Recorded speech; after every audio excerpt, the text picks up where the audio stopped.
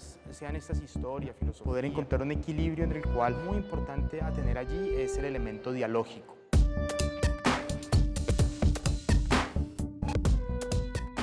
¿Cuáles son las tensiones y las posibilidades de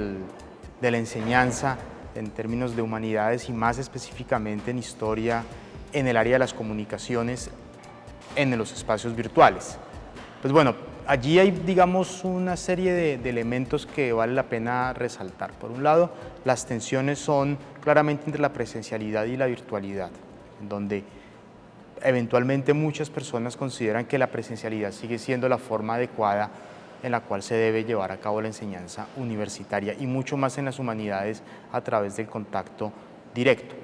el contacto humano. Por otro lado, las posibilidades son amplias en la medida tanto de nuevos contenidos o de contenidos más adecuados quizás en algunos casos para las generaciones más jóvenes y por otro lado de alcance, por otro lado de cobertura de cantidad de personas a las cuales se puede llegar con un mismo contenido educativo. Entonces, entre ambos elementos se genera una dinámica en la cual, a mi modo de ver, lo más importante sería poder encontrar un equilibrio en el cual la virtualidad no es una especie de remedial o una especie de educación de segunda mano, una educación de segundo nivel comparada con la presencialidad, y por otro lado, en el cual se permite la creación, digamos, de nuevos contenidos o nuevas formas de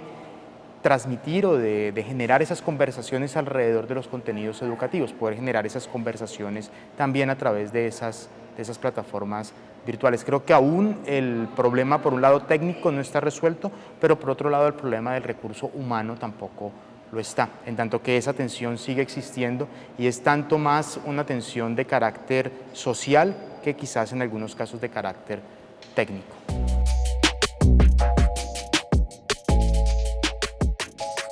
¿Qué elementos deberían ser base fundamental para llevar a cabo este tipo de experiencias educativas en el área de las humanidades y en particular en la historia de las comunicaciones? Creo que un elemento muy importante a tener allí es el elemento dialógico, es decir, es poder establecer, poder encontrar un espacio, sea este virtual, el mismo que en la presencialidad existe, de diálogo tanto entre la persona que lleva a cabo el curso como las personas que están haciendo parte de ese, sea seminario o sea un proyecto o sea un laboratorio y que se lleva a cabo de manera virtual. Establecer ese diálogo es fundamental. Sin ese diálogo es realmente imposible poder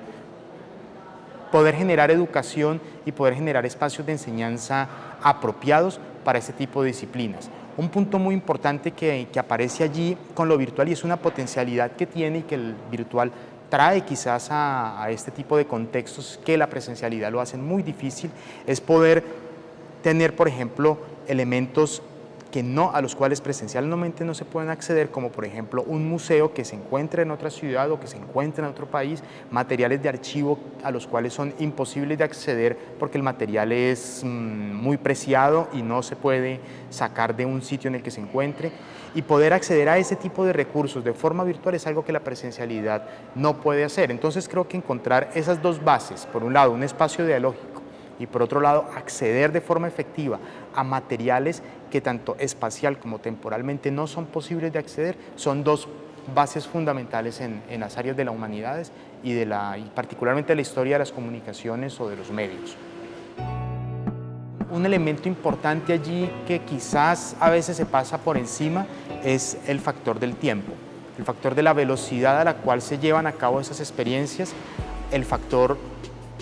la aceleración con la cual muchas personas hoy pueden acceder a grandes bases de información muy fácilmente que se encuentran en los celulares o en las computadoras personales. Y ese factor de velocidad de acceso a esa información es algo que se debe reflexionar desde las humanidades, porque las humanidades, sean estas historia, filosofía u otras áreas del saber de las humanidades, se toman usualmente mucho más tiempo para acceder, para digerir, para leer, para comprender o analizar esos contenidos. Y ese factor del tiempo, esa velocidad, esa instantaneidad de acceso a algunas cosas, algunos objetos de información, es algo que no se debe pasar por alto, que debe ser considerado como algo fundamental dentro de la educación virtual.